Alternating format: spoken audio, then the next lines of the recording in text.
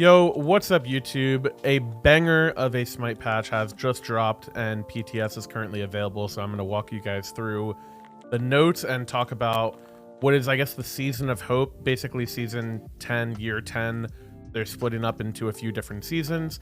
From the start of the year until now, we've played Season 1. Patch 10.3 is the start of Season 2 within Year 10. I don't know. I'm not going to go through the details. It's a big patch. That's all you need to know. I've actually had the opportunity to play a few days of this patch on scrims in our SPL client or whatever, so I have a little bit of experience with these changes to feel them out. So I'll give you guys all of my, I guess, anecdotal opinion, experience, all that type of stuff, and talk a little bit about what I think about the changes. So any of the stuff that you want to see, feel free to pause and take a look. Skins, all that type of stuff are really, really cool. The Afro skin is a tier 5 skin. She has like 5 different forms. It is really, really cool. Also, not to be that guy, but I'm just going to go ahead and say what everybody's thinking. This is a Pixar mom skin. In this form and this form, she is absolutely full Pixar mom. She is cheeked up to the extreme. There is no doubt about that. So, in any case, moving on, you got some other cool skins. Like I said, they're all cool, but you can pause those if you want. And you get some battle pass changes. This isn't my area of expertise, you know, you guys, I'll put a link in the patch notes. You'll see it. You want to see it, you'll get to see it. Okay. Main thing to go over first, HUD update. You can read all these if you want. I'm going to try to TLDR it as well as I can. The HUD is now the same across console and PC. They've made a completely new HUD that is available to every single player. They've added a ton more customization and detail and depth in it. The first example of this will be on the scoreboard. Whenever you press tab and you see everybody's builds, their KDAs, all of that, you'll actually see bounties now, which is really, really cool. You get to see, you know, this person is on like a 3 kill streak. It'll say a 3 next to like a little sword. It'll tell you the bounty is like you get 50% more gold for killing them, that sort of thing. Along with that, you can also see how many objectives each team has killed. So you'll see gold furies, fire giants, that sort of thing. The death screen, so I guess like for PC, the T and Y screen, something like that, way more detailed. They're also way more clean, concise, and they just have been updated in general. The death recap screen especially is really, really cool. There's like a calculation that will show you how much damage you've mitigated. So if you play support or any other tank role, you can see how much damage your build is actually mitigating, which is really useful to tell, you know, how tanky am I versus this ADC build with crit versus this other ADC build with like pen, all that type of stuff. After that, like I said, the HUD editor, way more customizable. You can actually separate a lot of things. So like previously you could move your ability bar and move it like up and down, or maybe scale the size of it. You can now separately move your relics, your abilities, and your potions. You can move them to 3 different spots on your screen if you really want to. So if you want to go like full World of Warcraft, like weak aura mode and put it near the center of your character on either side, you can do that. Honestly, I might do that. I'll have to test it out. It's hard to get used to, but the HUD editor is really cool. The other big thing with the HUD, I'll scroll down. You can read some of these things if you want. The other big thing about the HUD is that you are able to have more clarity on your abilities. I've seen some people say that they felt like their abilities, it was actually harder for them to tell when they were coming up. I have had the opposite experience. I feel like it is much clearer when my abilities are about to come up, because it'll give you a small countdown where it goes from like below 1 second, it'll start counting down like 0.9, 0.8, 0.7, all the way down to 0. And then it will also flash on your screen when it's supposed to be up. It'll do like a little flash around the icon box. So to me, it's been much more clear when abilities are up, specifically like longer cooldowns. Relics and ultimates, I feel like, have been really, really clear. It used to happen to me all the time where like a relic would be on cooldown. I think I have a shell up or something, and I'm spamming the button, or I go into a fight thinking I have an Ankh, and then I get terror alted on the other team and I like don't have my Ankh to go, that type of stuff. So in any case, it's really nice. Again, you guys can pause at any point if you want to look through this stuff, but I'm just going to keep going. Bug fixes, tons of bug fixes, nice stuff with all that, blah, blah, blah. God bug fixes, again, same thing. They fix a bunch of bugs with gods and, you know, work on some stuff. Something kind of noticeable here for me, RDO actually wasn't working with healing items like Lotus Sickle and Faveless Tubes. if you wanted to play healer RDO, which you probably don't want to do, it wasn't working. That is now bug fixed. That's something I had a little bit of experience with. Issue with brutalize. There's just a bunch of small things in here, but generally just good bug fixes, quality of life. Okay. This is where the crazy starts. Balance with the 10.3 update. This is for all game modes. Okay. Player kill XP reward. Decrease the amount of XP for killing lower level players. Killing players more than 4 levels below you will no longer award XP. So if you are 5 levels or more behind an enemy god and they kill you, they will get a little bit of gold, but they will get 0 XP. This is pretty much just a support buff in general. I feel like this would mostly apply to Conquest. Conquest is really the only mode where you get that large of a disparity within your normal game. This pretty much just directly applies to supports that are behind. They're already not that worth killing, but now other teams won't snowball off killing you repeatedly as much as they would before. Getting less XP for killing a support is quite a big deal, especially when you consider the amount of gold you got before would maybe be like 100 or something. Like, congratulations, you're buying 2 wards for killing me. I'm just a walking brute minion. Who cares, you know? This will have bonus effects because the amount of XP for killing higher level players, this is the big thing. Like, if you're lower level, they get less. And if you kill them, you get more. So if you are a support and you killed somebody who was like 4 levels up on you, you'd already get like a full level and a half. If you get the last hit now, you can get even more than that, you know? Like, just a 20% increase for killing a player 2 levels higher or more, that is crazy. Even 1 level higher, a 12% increase to kills is really, really valuable. It makes a lot of the catch-up mechanics in the game more PvP based, which I personally really like.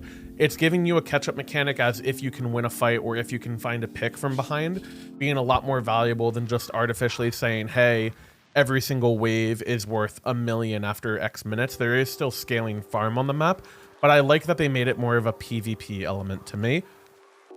Another huge change with this is the shutdown bonus changes.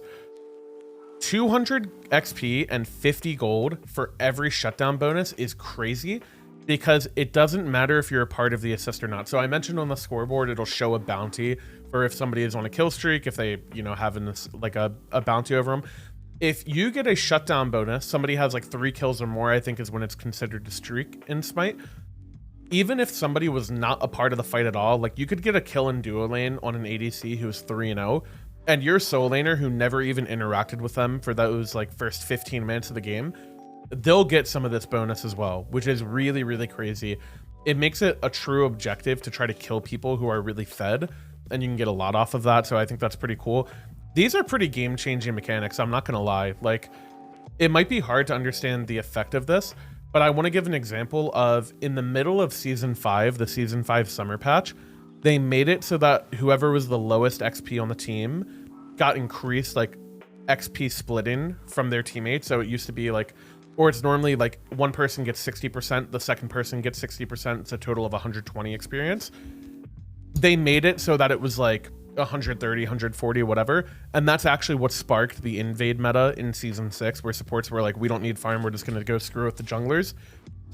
Obviously, we have Invader's Curse now, but I will definitely be looking to abuse these things, and I will report back without a doubt. Slash arena sod, I'm sorry to say, I don't care. Ranked reset, sure. Soft reset, whatever. Conquest, new map. Same map, but new art, I guess is what I should say.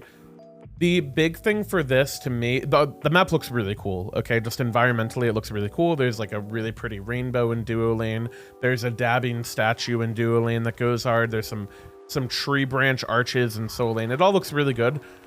The main thing to talk about here for the actual map change is the jungle path layout. Back harpies are way more open, specifically on the solo side of the map. You have, it used to just be, it's like a little horseshoe and you could only go in that one direction. There's now a gap in either wall to the side, and also that big blocky tower. You guys know the big blocky wall between T1 and T2 tower on solo. There's now a gap in that. So it's going to be easier for solo laners to proxy farm. And it's also going to be easier to path to and from Fire Giant. I think it's just a lot, it feels a lot better. The map flow is much, much better. Same thing on duo side. There's 2 entrances on either side of the back harpy camp. So it's kind of like one wall and then like rock, and then the rest is open. So it looks really nice. Definitely a big fan. First thing as far as camps goes, Cyclops Thieves Stash. This is duo side back harpies only. So instead of there being back harpies on duo, there's these little Cyclops Thieves. It's the exact same thing in terms of XP, I believe, as back harpies on the solo side. The additional mechanic here is that it is another comeback mechanic where for every 1,000 gold your team is behind, you will spawn 1 chest up to a maximum of 5 chests from these. So there's 2 back harpy camps on Gold Fury side, or 2 Cyclops camps on Gold Fury side, right? There's your side and their side. Let's say you are the team who is behind. When your camp spawns, it will have chests only within that camp that you can kill. And when you kill them, it will give your team bonus gold. The other team will have no chests that spawn on their side. And if they come and kill your chests, they don't get any of the gold. They only deny you from getting it. So it kind of becomes this like comeback mechanic that you can kind of fight over and you can try to do whatever with. It's very similar to the cups of season 9. 1 auto attack, 1 ability, whatever will kill it. You cannot kill it over a wall if you don't have vision. So let's say I'm playing something like Atlas and I know their Cyclops camp is up. If I throw my 1 over the wall, I will not instantly grief all of their chests and kill them all. You have to have, I guess, line of sight or aggro on the camp as if you would, like, I can't pull back harpies from over their wall, but if I walk around to the camp, I can aggro the back harpies. It's that sort of mechanic. Same exact thing. You can't grief people as heavily like that over the wall. But the big thing to me about this is, again, it is a huge, huge, huge support buff. Of the gold that you get from this chest, 40% of it goes to the support player, or the person with the least amount of gold, which is normally the support player. 30% goes to the person with the second least amount of gold, and then the other 3 teammates get 10%, 10%, and 10%. Again, a huge buff to people who are behind and specifically to supports. I've had scrims where we are down 5,000 to 8,000 gold, something like that, and I'm getting 50 to 60 gold per chest, it feels like. I'm sure, I mean, you could do the math. It's 10 team gold, which is 2 per person, plus 1.6 of your percent your gold deficit, up to a maximum of 500 team gold. The 500 team gold, if you would think of it, would be split 100 like 5 ways. So I guess the most you can get from it is 40 gold a chest, something like that. I don't know. The math hurts my head. I'm not going to do the math, okay? All you need to know is you get a lot of gold from it, okay? That's it. And it's really cool. It spawns every single 2 minutes, just like back harpies do. So you'll see a lot of tech with people trying to play around this. Like, let's say I'm ahead as a support. I might go to their back harpies, kill all their little chests, and I might kill 2 of the back harpies and not kill anything else, because the way to get the chest to respawn is to get the camp to respawn. But if you don't kill the camp can't respawn. So you'll see little stuff like that going on. Next up, you have back harpies. Decrease spawn timer from 4 to 2 minutes. Again, this is the same thing as a Cyclops camp. Small harpies, this is a big thing. Actually, Elder Harpy and Small Harpies. The base XP is lower for these camps. You have a total of 12 times 2, so 24 XP from the Small Harpies. So yeah, with there being less XP from the Harpies, you will not hit level 2 at the start of the game if you do the start where solo laner, jungler, and mid laner all pool all of their camps to the back harpies and 3 people clear 4 camps. You will not hit level 2 on that anymore. I'll go through the starts a little bit more after the end of these map changes. Fire Giant adjusted the ring radius to more closely match Fire Giant's actual leash radius. Fire Giant buff now only applies for 3 minutes, which means there is downtime on FG again. It used to be 100% uptime. As soon as your buff fell off, fire would be back up. I didn't think that felt that great to play with in Scrim, so I really, really like this change. I don't know what you guys think about it, but in general, I think it's made the game feel a lot better. They've also decreased the healing per second on the Fire Giant buff, but giving you more power. So the buff for sieging is a lot less sustain and more actual damage to get structures. Same thing on the enhanced version. It is just less healing, more power. This change is so good. Gold Fury and Pyromancer will now attack and damage close range enemies that attempt to body block it, which means you cannot body block Exploit Gold Fury and Pyro. It will just hit whoever is trying to body block it, who's in their way. And it also increased the movement speed of Gold Fury, which means you can't just run it around in a freaking circle. I think you still can do it. Okay, you can still do it if you have enough movement speed items, but you really have to have a lot of movement speed for Gold Fury to not hit you. Okay, so you can still kind of do it, but it's less practical than you could do it at like literally level 7 before, and it was super crazy. Towers hit more versus minion, or I'm sorry, they hit harder, but they should hit for about the same to minions. They have less scaling versus minions, but they have more power on the T1, so tier 1 tower dive should be a little harder. Bastions have 300 more health. I actually really like this change. I think especially in duo lane, it's felt a lot better to not have a character like Alaron or Soul just come up to the lane and one-shot the Bastion. It feels a lot more like a mini objective and a lot more satisfying to kind of poke at it and then eventually get it. I've really, really liked the feel of that. Roaming back harpies, same sort of mechanic as before, but now the roaming harpies will spawn more often because the camp is up more often, and there are roaming mid harpies. So actual mid harpies have 1 harpy from each camp removed, so 1 on duo side, 1 on solo side. But when you kill them, it will spawn 2 roaming harpies for either camp halfway through the respawn cycle. These roaming harpies go all the way around the map. Like they will go to the scorpion buff, so on each side lane, they will go all the way to the laner. So if you're a duo laner and you're about to go clear the shield buff, you'll actually just have 2 harpies show up randomly and just have some bonus XP. It feels pretty nice. Purple buff camped decreased magic basic attack damage from 15 to 10, just a nerf to magical ADCs along with the Bastion thing is quite nice. Silver buff Scorpion, this is the solo lane side Scorpion. Base XP reward is increased and base gold reward is increased. It just makes it much more valuable to have a solo lane pressure and actually fight over this thing. And then the blue buff holder increased base XP reward from 70 to 95 and on the minis 28 to 35. I'm going to talk about these two really quick for the starts of the game. I had mentioned that on solo side, if you do 4 camps together, you would not hit level 2. On the back harpies, you lost a total of 44 XP. On the blue buff, you gain a total of 25 plus 14, so you gain 39. So net XP is minus 44 plus 35, or plus 39. You lost a total of 5 XP. And that 5 XP is actually the difference between those 3 people hitting level 2 or not. You can, however, start with your jungler. So if you're a soul laner, you can do backs, blue, and speed, probably not in that order, and you will actually hit level 2 that way. But same thing on the duo lane side. If you were to do green, purple, and backs, you do not hit level 2. So I think changes that will come to the start are going to be very, very fun. I've felt like the last start was a little stale because just everything was down on the map and the jungler would just go gank a lane. Whereas I feel like now it's a lot less advantageous to just clear everything. And if you're going to be level 1 going into lane anyways, you might as well get there earlier and get pressure. And then suddenly your jungler has more farm to do, changes up map pathing. I'm really excited for all of that. Next up, we have Totem.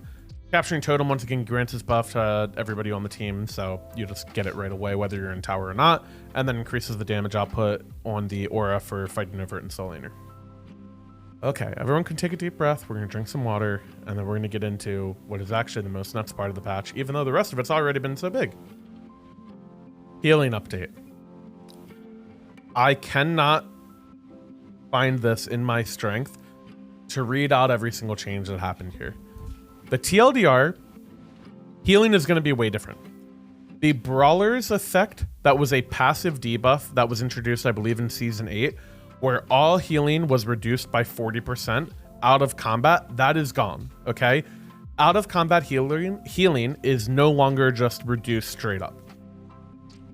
In combination with that, they have nerfed all healing and all sustain in the game. Almost every single item, every single god, if you had lifesteal, healing, in-kit sustain, anything like that has been nerfed. And healers don't scale with power as much anymore. So characters like Aphrodite, characters like Hell, that had the ability to get huge heals when they were full build, that is not going to happen anymore. It is flat scaling based off the ability and the level of the character. Okay. I'm going to try to give you a more condensed version of that. In my experience in scrims, out of combat, or out of, I guess, PvP combat, you know, God versus God, I have felt like sustain is more noticeable because you don't have the brawlers effect. I think lifesteal has felt less impactful.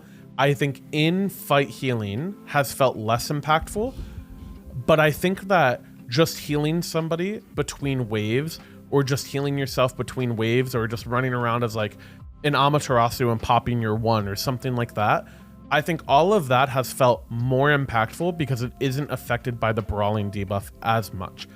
I don't think that healing is just this super broken thing where if you're an OG and you used to play in like season 2 or season 3 or something, you might remember healing metas where if you were out of combat for even a second, a Ra would full heal their team. We're not talking about that. It's not really that way. It is more that instead of healers having a ton of healing, they're in between, like poke trades will still be very good, but they have more utility in their kit. And that's also reflected among items and stuff like that. Additionally, the caps on these healing mechanics have all changed. So physical and magical lifesteal caps have been reduced 100 to 50% on physical. That is insane. Lifesteal, hugely nerfed, and then on magical, 65 to 40%. In addition to that, anti-heal as a mechanic as a whole, it used to be able to go up to 100%. The cap of it is now 80%. You cannot go above 80% anti-heal, which means you cannot truly fully anti-heal somebody unless you are Serket, Odin, or Osiris, who have that function in their kit. Those are the exceptions. Okay, healing items. There are new healing bolstering items. Before, it was only Rod of Asclepius and Caduceus Club. In my opinion, both of those items were very, very underwhelming. They wouldn't even be that good for healers because you'd get full anti-healed anyway, so you're doubling down into something that wouldn't really matter. Now, here we go. Here's the T1, T2. This is for the magical tree. Rod of Asclepius. 2,600 gold, 90 power, 250 health, 250 mana. Healing dealt only by you is increased by 30%. This should apply to things like meditation. It should apply to your health pots, your fire giant buff, all that sort of stuff. But it should only happen for you, right? It's not increasing your healing for your entire team, which is what it did before. The new aura is that allied gods within 30 units have 10% cooldown reduction.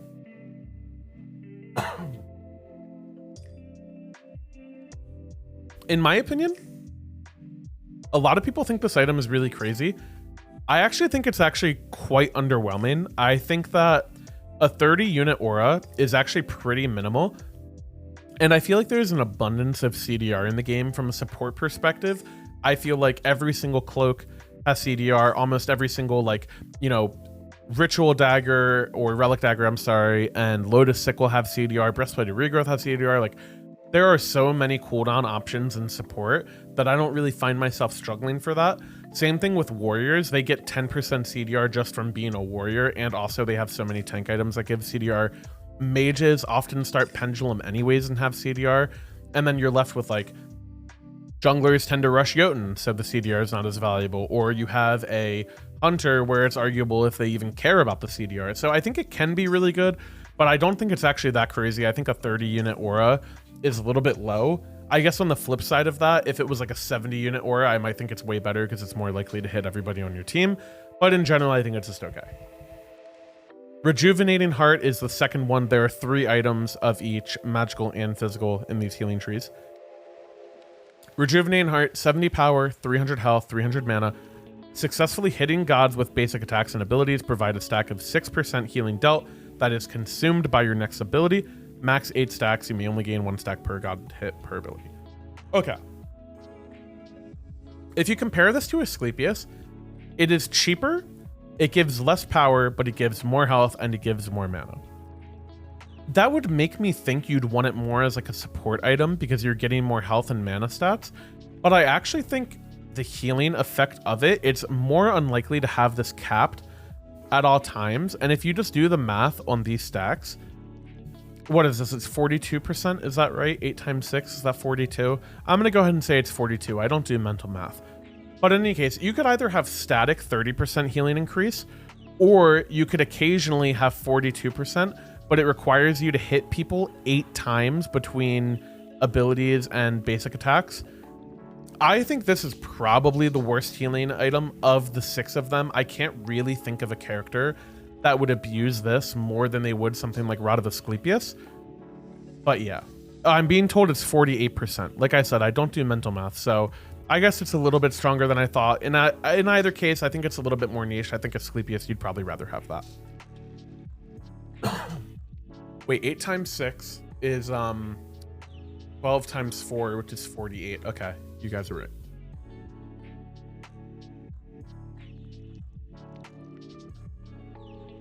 Okay.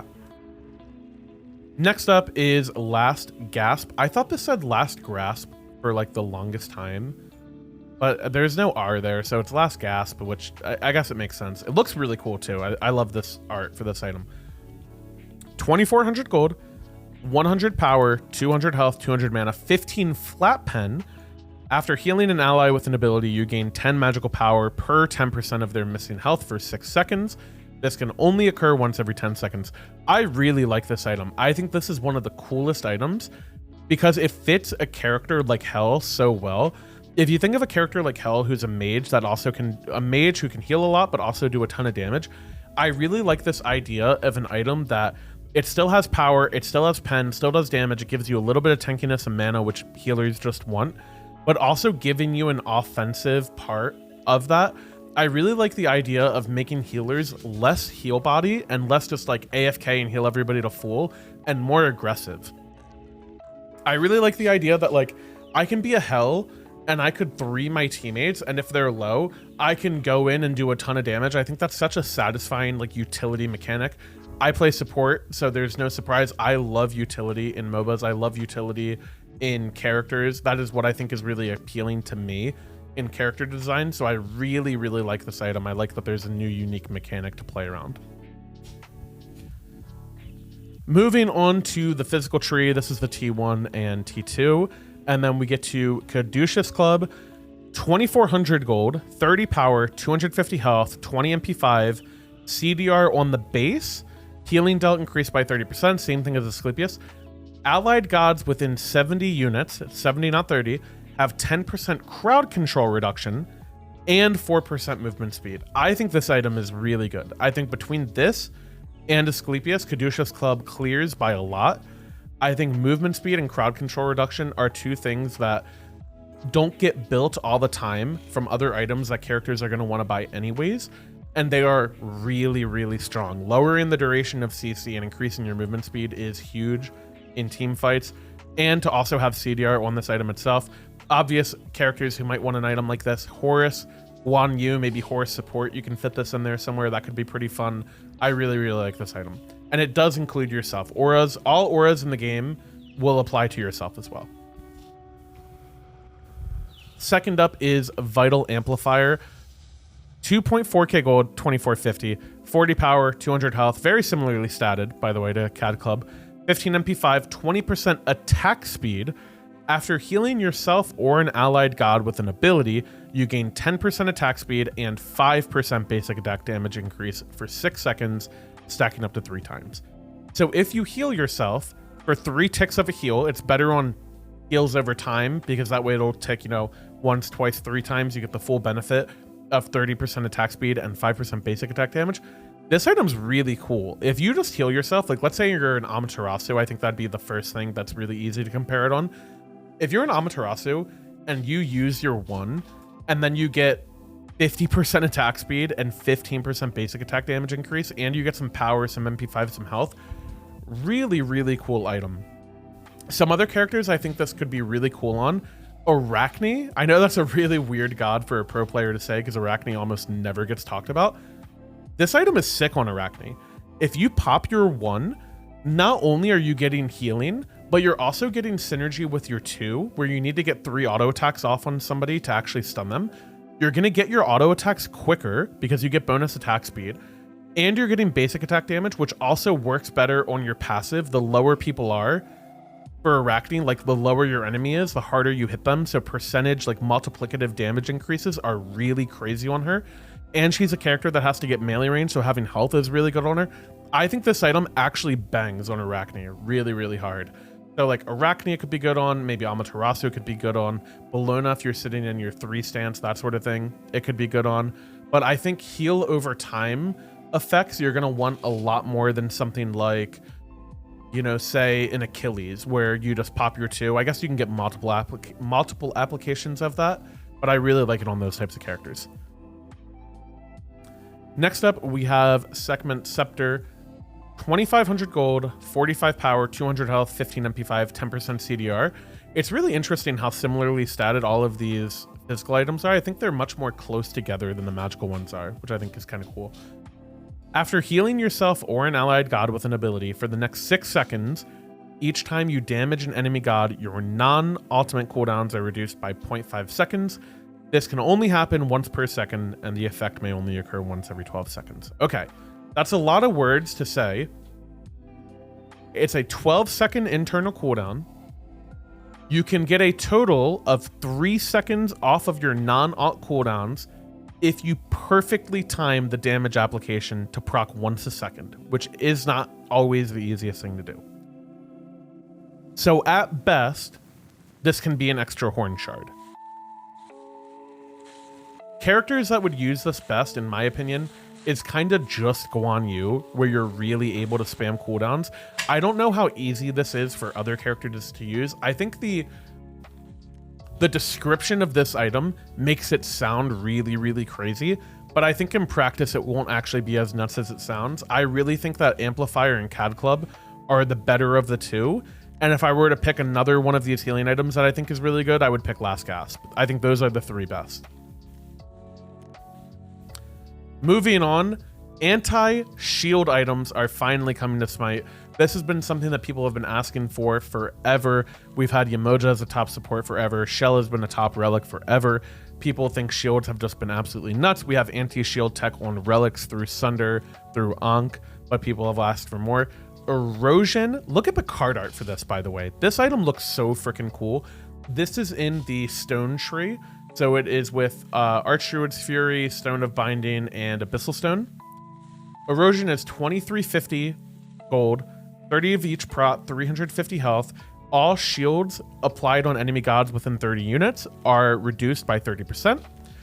Every time an enemy within 30 units gains a shield, you gain 15% movement speed over 4 seconds. This can only occur once every 10 seconds. I love this item. I think this is like a perfect counter building item, because it does a little bit of everything as a support. I can fit it into any situation because it gives me both protections. I get a lot of health for it.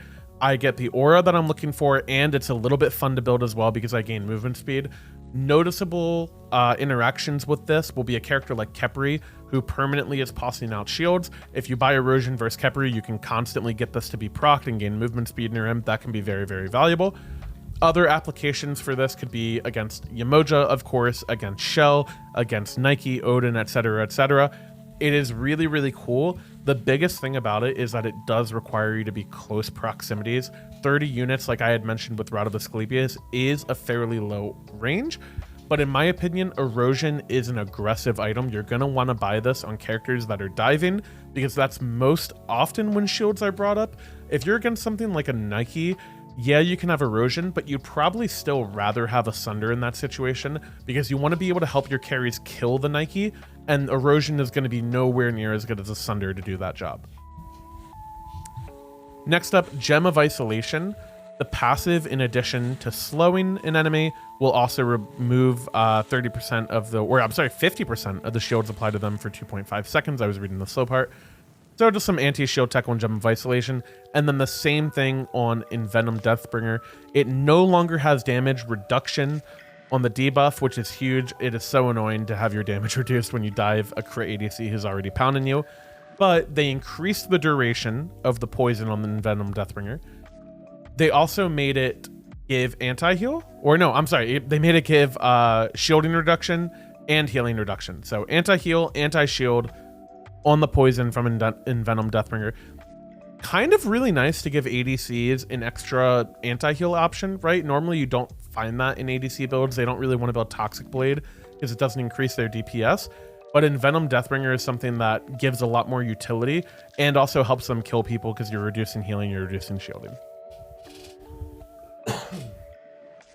Moving on, we have lifesteal items, guys. This is every single item in the game except for like I think 1 or 2 that people found have their healing reduced. Claw Shard, nerfed, just the lifesteal. Cloak of Meditation, boom, nerfed, heals less. Nerfed, nerfed, nerfed. Sundering Siphon, nerfed. All healing is going down. Death Toll Shift. This is what you'll see most common with a lot of these items. You will see the healing go down, but other stats go up. So Death Toll has 3 more power, but less sustain.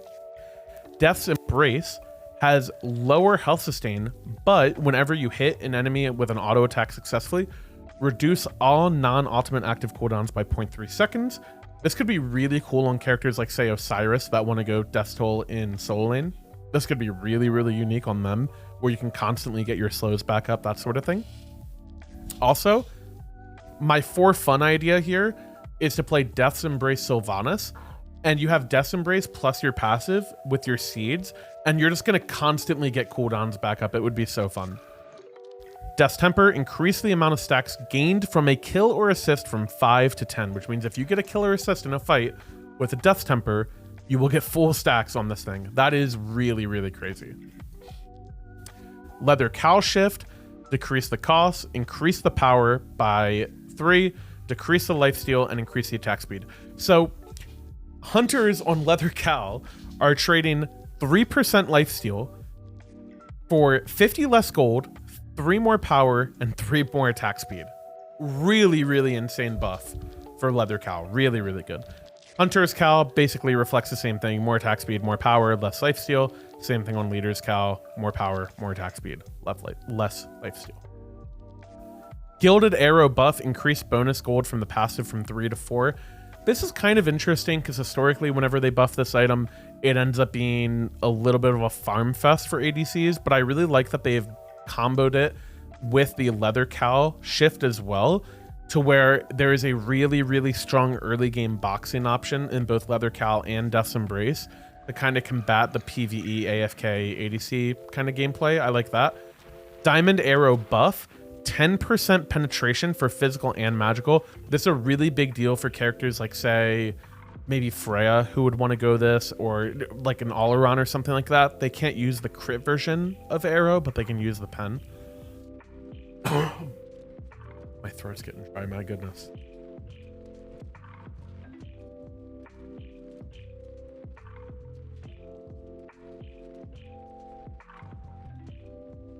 What hunters do you think are good? All of them. Broken. Ornate Arrow buff, increased basic attack damage from 60 to 70 and critical strike chance from 5 to 15. Crit is pretty much getting a buff across this patch, but as you can see, the hunter starters all got buffed in my opinion from this. Bluestone Pendant, decreased total damage from 48 to 40, so a little bit less early game clear for Bluestone characters. The Brooch also got nerfed a little bit, decreased the base damage by 20 and the scaling by 3%. Bluestone has been such a broken starter item in Season 10 so far and has been bought in pretty much every role except support. Really excited to see it get nerfed again. I think it is in a very good spot now. I'm willing to accept these terms. Warrior's Axe, decreased the health and mana restore, damage kept the same. Sundering Axe, same kind of treatment, but it actually increases the damage from... Okay, a patch ago or so, they reduced the scaling on Sundering Axe. This is a partial revert, but it can no longer trigger off of proc damage. So if you were to apply, say, like a Glad Shield proc, it would also proc Sundering Axe. Now it only has to be ability damage. Bumba's Dagger, increased physical power from 7 to 10, magical power from 12 to 15, decreased the health restore. Probably still the weakest jungle starter item, but it is nice to give Bumba's a little bit of power. It has been really, really weak in my opinion. Decrease the health restore on Bumba's Spear. I don't know why it says shift. It's just a nerf. There's no positive effect here. It's just a nerf.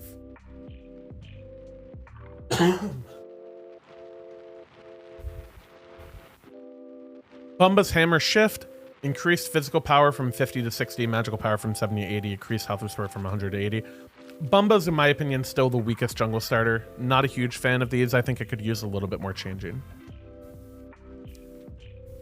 Mannequin Scepter, increase the power scaling on the damage over time from 5 to 7%, reduce the health. Mannequin's Mace, same sort of thing, decrease the health restore, but no more physical, not as much physical power scaling. This mannequin shift is pretty interesting. We haven't really had a mannequins meta since the abomination that was Season 8 Erlang Osiris Gilgamesh jungle every single game. I don't think we'll get back to that, but it is always interesting to see mannequins get buffed. I'd really like to see more mannequins hidden blade characters. I really like stuff like Thanatos where their scythe just combos you and one-shots you. I'd really like to see that. Eye of the Jungle increased magical and physical power by 5 and then 10 for magical. This is really big. I think Eye of the Jungle was already the best clear starter item early game for junglers. With Bluestone being nerfed and this being buffed, it should be quite good. And then Seer increased physical power and magical power and physical protection. So Seer, Eye of the Jungle, all looks really good to me. Support starters, you're going to see the same thing across all of these. Essentially, they just nerfed the health sustain. Sentinels, 3 less health per minion. Sentinel's Boon, less health restore per minion. Benevolence, less healing to you and your teammate. Lonos, same thing. War Flag, War Banner, same thing. Just a little bit less health sustain. No big deal. We can buy a lot of potions anyways. Vampiric Shroud. This is actually really cool. Vamp Shroud hasn't really been meta in quite some time. Decrease the cost by 50. Increase the power by 5. Increase the MP 5. Decrease the lifesteal. Decrease the health restore. It looks like they're trying to push this to be more of a mage item and less of a soul lane item. I'm a little skeptical as to how effective that will be, but I do like to see that sort of attempt. Increased magical power on Blood Soaked, increase the health, decrease the lifesteal, decrease the health restore. Again, it's really weird to think of a character who would want something like this other than like a bruiser, guardian, mage, soul laner sort of thing. Maybe a character like Zhang Kui could use it in mid, or maybe a character like Kronos. I don't know why you would want health, but maybe you want to play a bruiser Kronos or something. I don't freaking know. But in any case, that's the type of character archetype I would see it on. Sacrificial Shroud, magical power, more protection, less lifesteal, less health cost. I think this is actually a really sneaky change. Reducing the downside of Sacrificial Shroud is actually really, really big. The payoff is actually quite good. It's like 15% increased ability damage. That combined with some other item effects, some other damage amplification effects. If this item isn't killing you, I actually think it could be really cool. And you're also tankier now with it. So pretty interesting to see if Sacrificial gets any play. Moving on, physical lifesteal item, same thing. Less lifesteal, more power. Devo's Gauntlet, less lifesteal, more power on the base. There is less physical pen on the base from 10 to 5, but that's I'm sorry, there's less pen on the evolve because the base is now getting pen. I think that's right. Yes. So the base gets anywhere from 0 to 5 flat penetration, and then on the evolve you get more penetration, which will increase the total physical pen from 10 to 15. Does that make sense? Yeah, that makes sense. Net is 15 instead of 10. I don't know why that tongue twisted me. Bloodforge, this change is crazy. 10% attack speed to Bloodforge and trade for 5% lifesteal. This is a really cool hybrid item, in my opinion. I really like the assassin archetype where there's characters who are really good as auto attackers and also really good as ability damage dealers. Something like a Nemesis that wants high power but also can use attack speed. I think this item is really, really cool. Bound Gauntlet, more power, less lifesteal. Same thing with Soul Eater. I actually think Soul Eater is one of the items where even though they gave a little bit back to it, I kind of think this item's a little dead, perhaps. It didn't really matter the brawling debuff before because you would be in combat if you're healing from Soul Eater. And now that the healing has been nerfed, I don't know if the power is actually that big of a deal. I think it's okay, but I feel like you would just rather go other items. Aussie increased physical power, decrease the lifesteal, and decrease lifesteal on the passive. I think that's a fair trade. I think Aussie also got nerfed a patch or so ago, so I think this will feel pretty good. And by feel pretty good, I mean not feel bad for everybody else. Magical lifesteal nerfs, Talakine's Ring, Polynomicon. Neither of these got buffs in trade. Spear of the Magus did. The passive is buffed by 1.5% and the duration by 1%. This is also a support buff. Spear of the Magus, in my opinion, is one of, if not the best damage items to buy as support because you can buff your teammates' damage. Really, really cool buff in this. Tiny Trinket, same thing. More power, less lifesteal. More power, less lifesteal. More power, less lifesteal. This is not on the aura for Pythags, the magical power from 40 to 50. This is the base, not to your teammates. Soul Gem. This is not a Soul Gem shift. This is taking Soul Gem out back and telling it everything is going to be all right and then putting a bullet in its head. Okay, not to be too graphic, but this Soul Gem change is pretty big.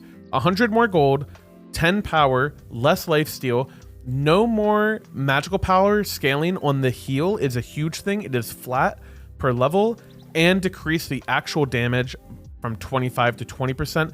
This is a lot more of a bruiser item. You might see it on something like an Ardio Solo. I could see buying this, but you have so many other good items you could buy in that case. In general, Soul Gem on mages, way, way worse. You're going to see a lot less proc build mages with Soul Gem that heal themselves for like 300.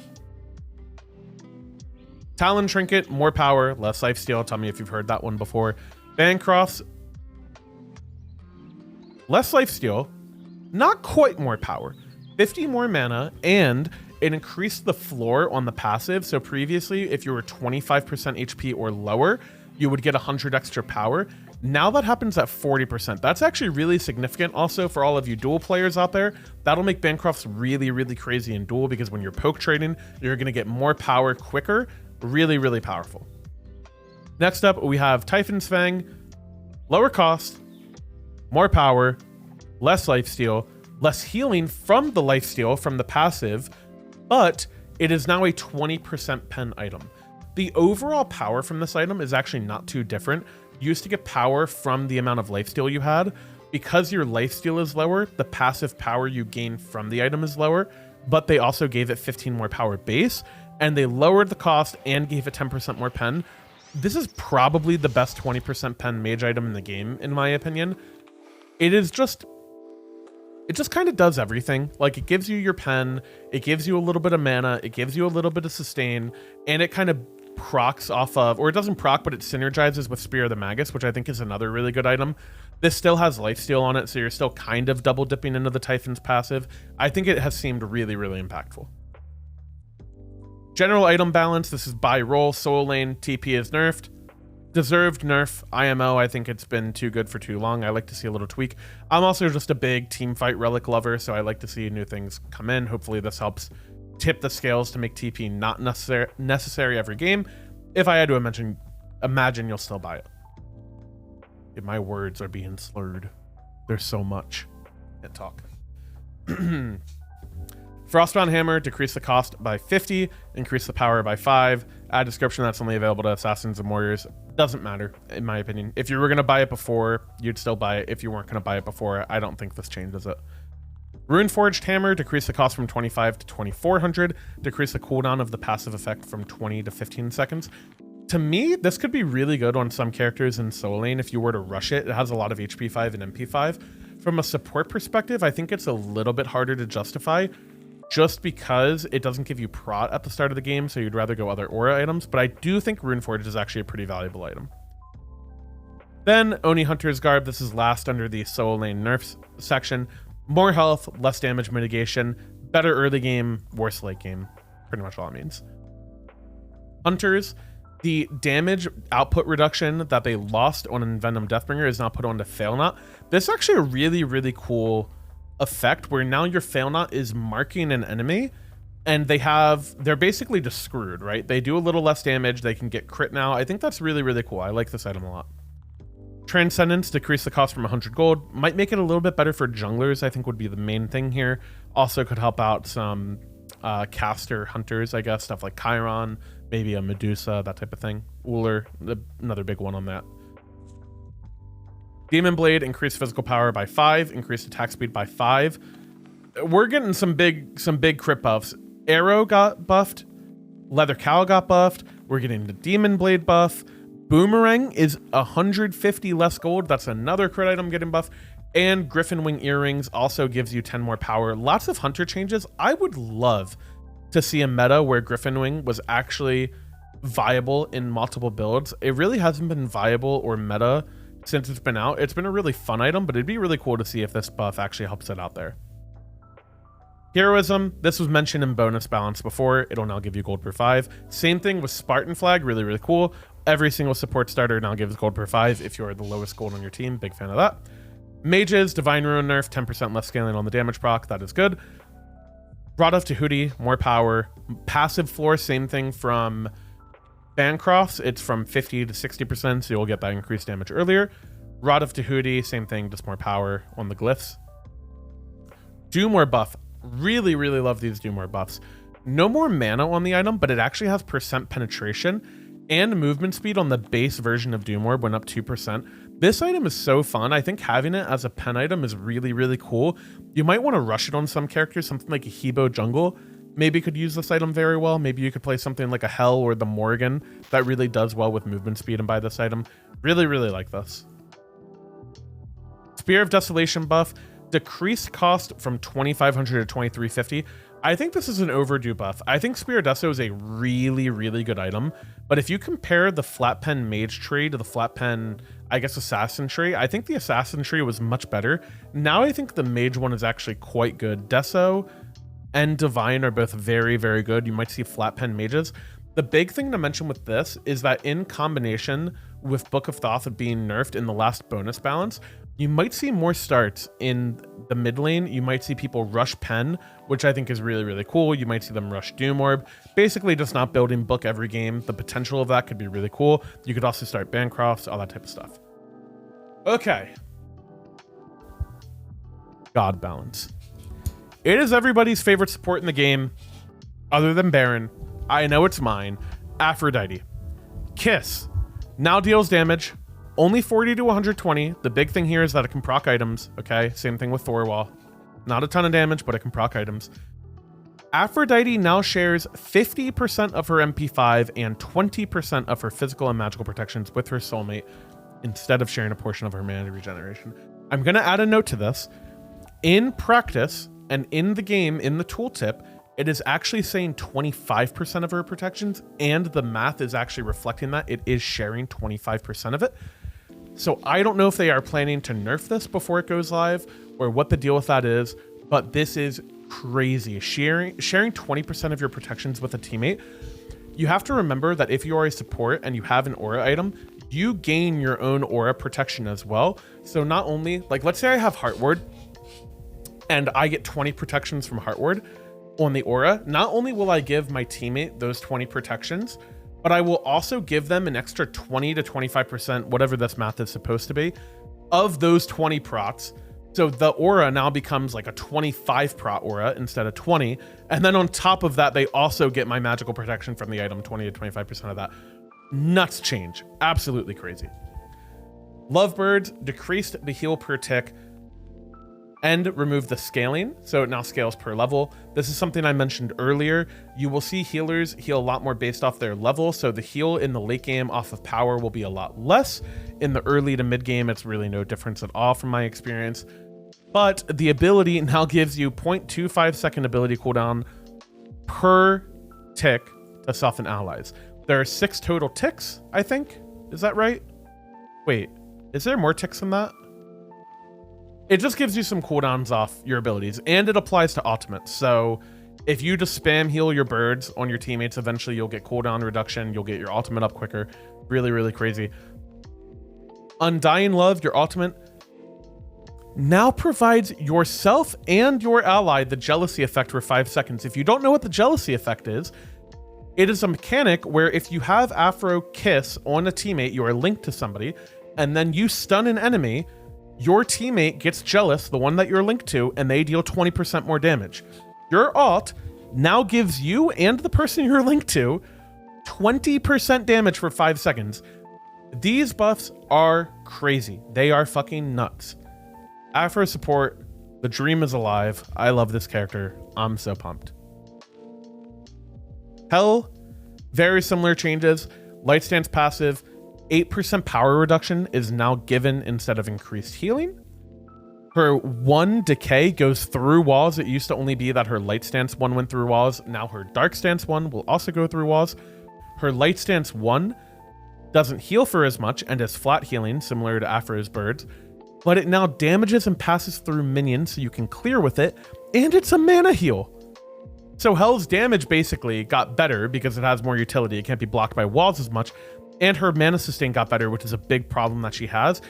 And her 3 gives her teammates attack speed. She heals for less, which is a big deal. Healing creeps for less as hell is a really big deal, by the way. It used to be really broken because you would just heal your wave and they wouldn't die. But now you also give your teammates 20% attack speed. And the cooldown, okay, the cooldown of your stance switch is actually so big. If you play Hell a lot, you might notice that it feels really clunky until you get CDR online, and then suddenly you feel like you can spam your abilities. It's because of the base cooldown on switch stances.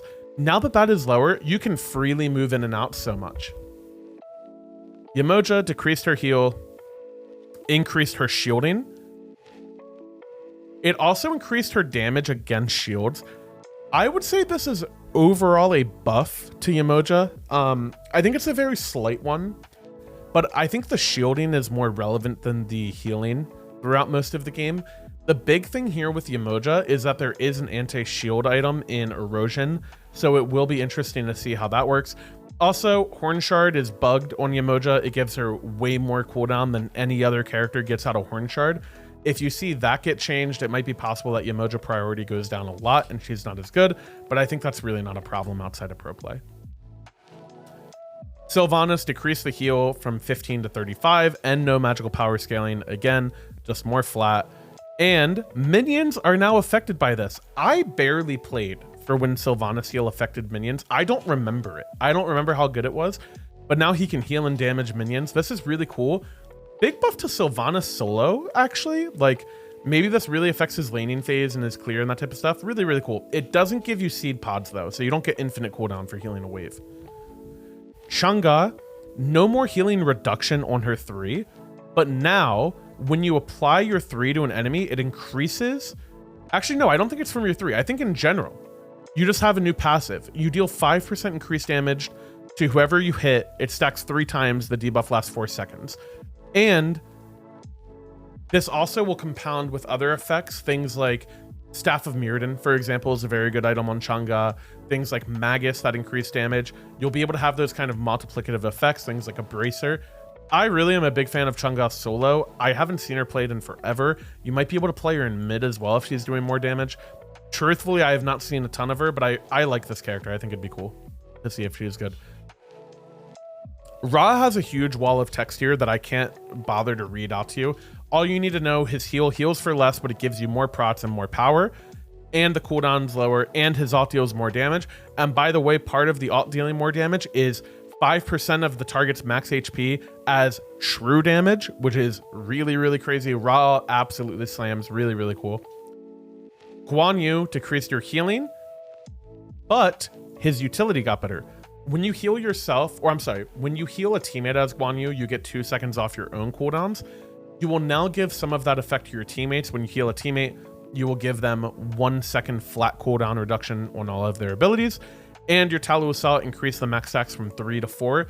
This means that your Prot Steal can go from 30 to 45. And then at the, it's like 30 to 40, I'm sorry.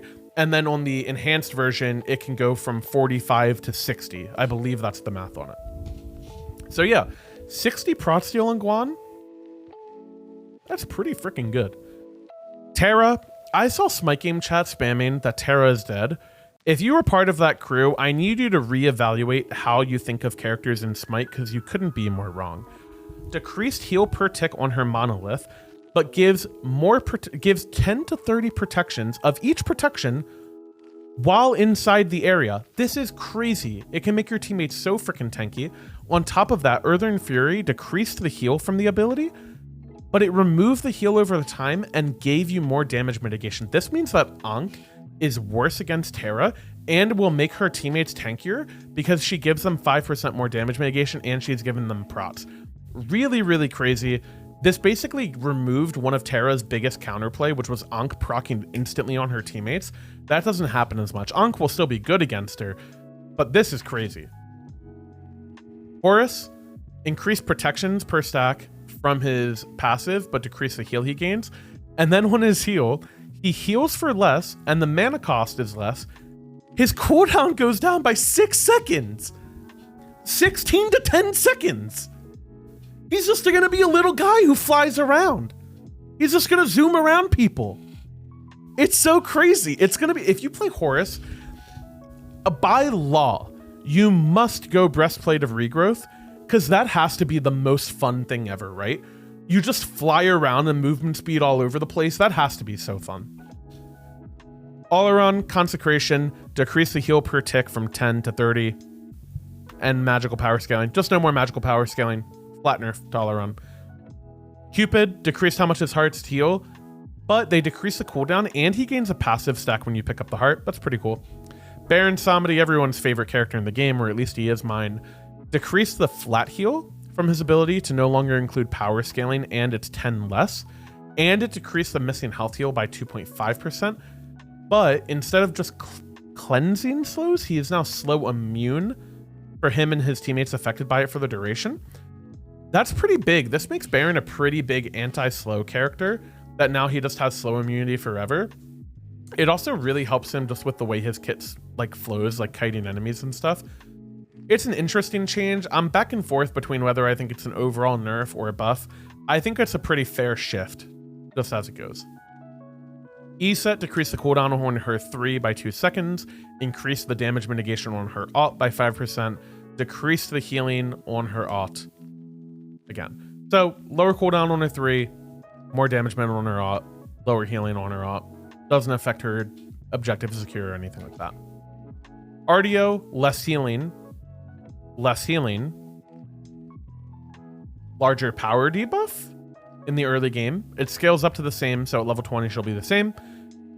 Increased her protections by 5 flat, that's at all ranks that you get for your 2. Made her slow, do the max rank slow at all levels, and increase the movement speed she gets from Shapeshift. I don't think Artio's support is in the greatest spot, but you might see her solo lane after these changes. We'll see, it really depends on her sustain.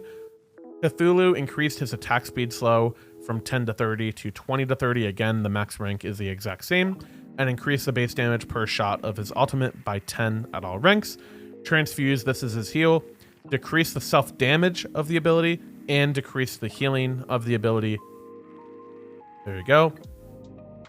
Non-team healer god balance. So now this is characters that only have their own sustain. Achilles, his passive now gives him 10 more of either protections or power, whichever stance you're in, but your heal does a little bit less. I think overall, you'll take the power of the procs. That's really, really good. AMC removed passive healing from his hive, and now he gets HP 5 instead. It's notable to say that HP 5 doesn't function the same way that healing does. So while you see a lot of lifesteal and healing get nerfed in this patch, HP 5 isn't quite the same. So maybe an item like Sovereignty, you might value a little bit higher because the HP 5 sustain could be really good. Anyways, increases HP per level from 77 to 82, 100 more health at level 20, and increases his basic attack power per level. He's just a bee doing bee things. Hollow Ground on Opwash, this is his passive. Decrease his health restoration from 7 to 5%, so a little bit less tankiness for him. But on his Undead Surge, reduce the cooldown by 2 seconds. I believe Undead Surge is his 1, right? His little guys that kind of fly out.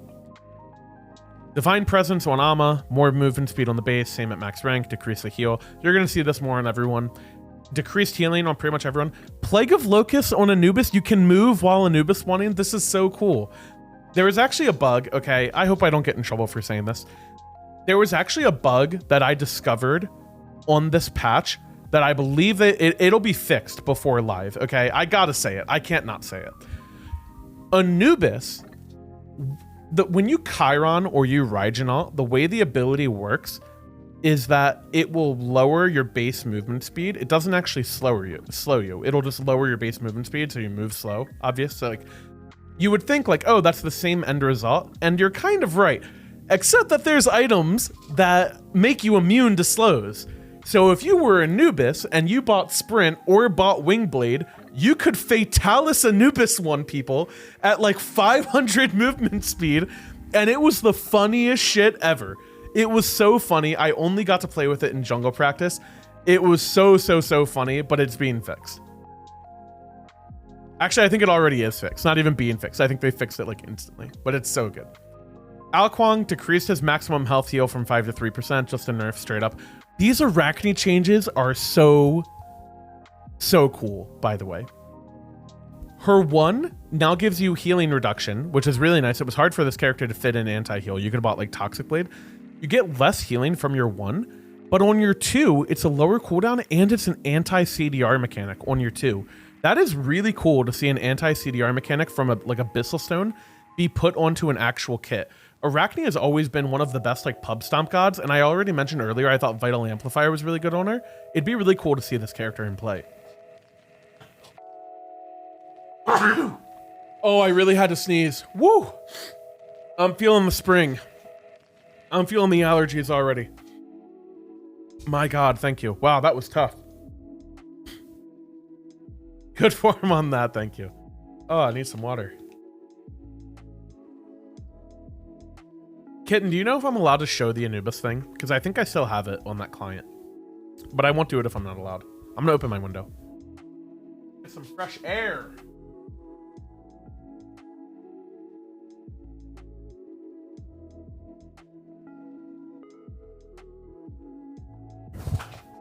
I can, since it's fixed already. Awesome. I'll see if I can show it after this game. Or after this patch notes. Okay. Baba Yaga. Her house heals her for less, but her Baba's Brew, lower cooldown and lower mana cost. Baba, I think, is actually pretty good. I think this is a really cool change for her. Bacchus decreased healing from his chug. The healing didn't really matter on this ability. It was basically only there to proc Breastplate to regrowth for fun. Decreased his healing reduction a little bit. I think I missed that earlier with the healing changes. The standard healing reduction on abilities will just be 40%. You used to have some characters that were at 50, which was like Bacchus, Marty Cora, stuff like that. You're not going to get that anymore. It's just 40. Bakasura, 40% healing reduction is now on his 1. Less healing on his eat minion, but you can eat every 8 seconds, from 15 seconds to 8 seconds. Something to note here, I don't think it's actually listed. Bakasura can no longer eat like Oracle Harpies and big mid Harpies in one shot. You can't just walk up to them and eat them. You actually have to get them in execute range. So even though you can eat a lot more often, you still have to do some damage. You can't just walk around and grief everybody. I know what you're thinking, Mike. It seems like Bakasura support would have been right up your alley. That's what I was thinking too. I was just gonna go invade everybody and eat all their shit and just walk around and take all their stuff. But I'm afraid I actually have to do damage to do it. It's a little unlucky. Bastet, decreased lifesteal on her passive, increase the damage on her pounce. Bellona, same thing. You're going to see less healing on her 3, more damage, bigger slow on her 1. Bellona 1's already broken, by the way. Kemzatz, again, I'm not going to read all this. Feel free to read all of it if you'd like. TLDR, he heals for less. His cooldown on his 1 is lower. It hits harder, and it gives him more power. He has anti-heal on his 2 and a lower cooldown on his 3. Overall, I'd say it's a buff. It probably is a bigger buff for jungle than solo. I think in solo lane, Kemzatz was really reliant on his sustain. Jungle starters generally have more sustain than solo lane starters, just because they heal off killing jungle camps. And in solo lane, you box a lot more. Really hard for me to predict how good he is in general, but I feel like damage always tends to be a bigger deal for carry roles than it does for tank roles, so we'll see. Cerberus increased the healing reduction. Oh, I'm sorry. Oh yeah, increased healing reduction from 30 to 40, and then healing stolen from 50 to 80. Cerberus is probably like the premier in-kit anti-heal character, just because he does, like, if you can only hit 80% anti-heal as a team anyways, he does half of it just by existing. And then you also steal all the healing. Really cool. Increased the stun duration on his spit. This is a big deal. 1.4 to 1.8. The same at max rank, but it scales way better and decrease the cooldown. This might make it so that you might want to max your 2 as Cerberus. The damage on your 1 is higher, I think, if you hit everything. But generally speaking, you can get a little bit more proc shred on your 2. That could be interesting. And then again, the heal on his 3 is lower. Cernunnos, same sort of thing. He has less lifesteal. He gets a little bit more physical power bonus from your summer heat. Your pen stance is still better, so I wouldn't worry about that too much. But they did increase the debuff duration on his pen stance by 3 seconds, which is fucking crazy. And they increased the slow on his winter stance, the duration, and the percentage in early ranks. Chalk, less healing, more attack speed reduction at base ranks. 5 to 15% attack speed reduction, by the way, in the early game. That's a big deal. And his ult does 50 more damage. That's not bad. We might be seeing a little Cynosure Chalk running around. That's all I'm saying. Chiron, herbal medicine, decreased the healing per stack, gave him more base physical power and magical power on his passive, and decreased the cooldown on his 2. Chronos, less healing. Kakalin, lower healing reduction. Danzaburo, increased base damage on his 1, decreased the healing on his 2, and increased his movement speed in Leafy Boy form. These are actually pretty big dance buffs. I'm a fan of these. Erlang Shen also got buffed, decreased his lifesteal, but gave him more damage reduction on his 1, made him tankier by giving him more mitts on his ult. It used to go from 10 to 20. It's not just 25% period, and increased his taunt duration. I'm definitely going to be trying Erlang support with this. It'll be really, really fun with like War Flag and stuff. Fafnir, he gets more gold from his, or more protection from his gold because he's a greedy boy. More attack speed on the base of Fafnir, 20% instead of 10. The end result is higher. Something I might experiment with is I think Fafnir is actually quite good with a damage item. I might try going like Prophetic Cloak into Spear of the Magus or something. And instead of putting early points in my 2, I might try putting more points in my 3 after my 1 is maxed and try to play for more damage. That could be really fun, I think, on this character. Fenrir, less lifesteal on his 2. Freya, less lifesteal. Gilgamesh, more basic attack power, so your basic attack will hit harder. Decreased lifesteal on his 3, but the bonus on the lifesteal I think is now higher because it'll go from... Wait, no. It's not higher. Oh, these numbers hurt my head. Decreased bonus lifesteal from 15% of your protection to 10%. Allies who enter the beacon will gain bonus lifesteal boosted by 15% of your highest protection. Okay. They'll be granted 58.75. I don't know. I don't know what to think. He gives his teammates lifesteal. It's still a good amount. It's a lifesteal buff, which is interesting, but it's still lower. His wins a Shamash. That's the big thing. 10 seconds less on the ult. That's a big thing. His ult is OP. Hades, decreased healing, increased CDR, flat CDR on your ult. Hercules, less healing, but his cooldowns are base 11 seconds? So you're telling me if I build CDR on this character, I have a combo every 5.5 or 5.7 seconds, whatever it is? That's nuts! It's freaking nuts. Maybe it's 6.2. It's something like that. Who cares? It's crazy. Kali, decrease the heal on kill, increase the damage on your 1. Also gave her, here it is, stun duration, increased stun duration on her 3, and increased damage on her ult, and lower cooldown on her stun. Pins also got buffed like a patch or so ago. Could be interesting to see if you see some Kali. Marty Chorus just gets a little bit of buff, or a little bit of nerfs. He was really OP, doesn't need any buffs after release. Broken God. Medusa, same thing, healing reduction 50 to 40. Morgan Le Fay, 1 second off on her 1. 2 seconds off at the start of the game on her 2. And decreased her heal on her own. Mulan, same thing. Decreased cooldown, increased slow, decreased heal. Naja, this is dumb. Okay, this one I'm actually going to say is dumb. Decreased heal on the 2, but gave Naja more attack speed at base and more crit. Crit at level 1 is not fun, man. 5% more crit and 10% more attack speed? What the hell is that? I'm dead, is how I feel. I'm dead. Neith gets more HP. Her root is longer at base. 1.6 root at level 1? That's pretty good. Slow, 5% higher. Decreased her healing on her weaves. Nemesis, increased base damage. Decreased healing on your shield. Decreased the cooldown. Nike, more prot steal. Lower cooldown. Increased bonus damage on shield. Odin, decreased cooldown on his 1. Or is that his 2? That's his 2, right? Decreased cooldown. I don't know. Who cares? Pele, more power, less lifesteal on both ability and auto attack. Persephone, decreased cooldown, decreased damage, or increased damage scaling, decreased healing. Rat, you guys get the picture, right? You can pause for any of these. More power, less healing. Acorns I actually wish were slightly different.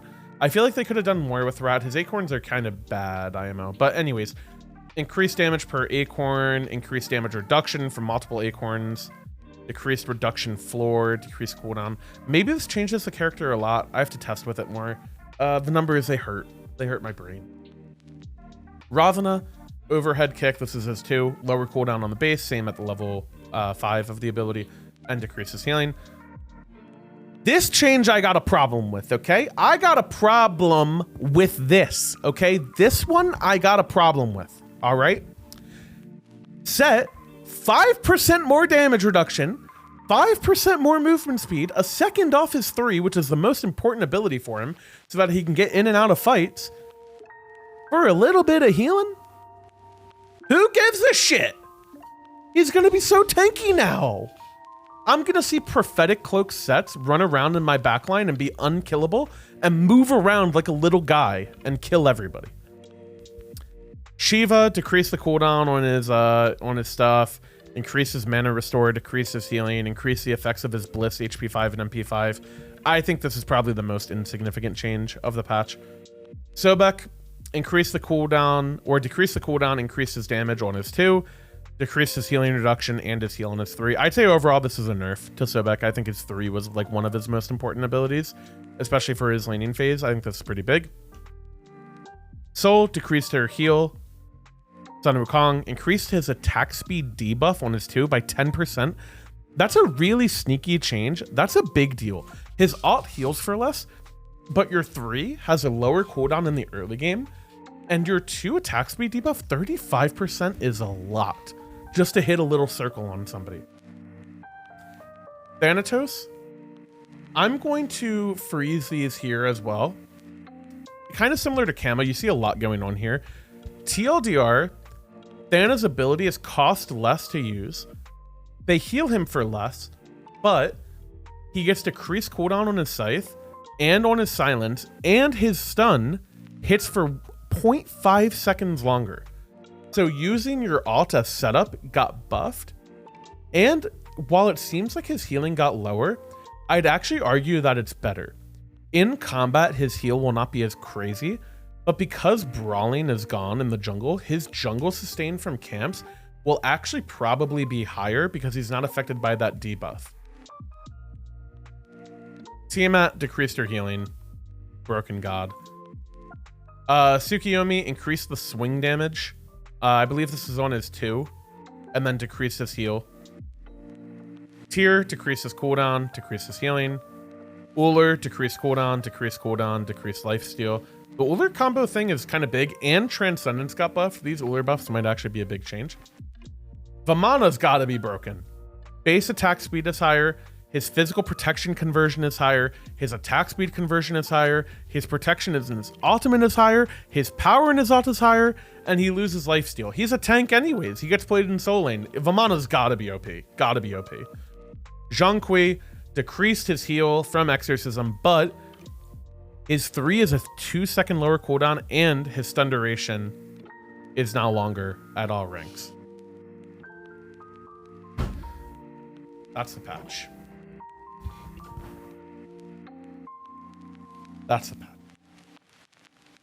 Thanks for listening. If you guys got through all this, I'm super excited to play all these changes.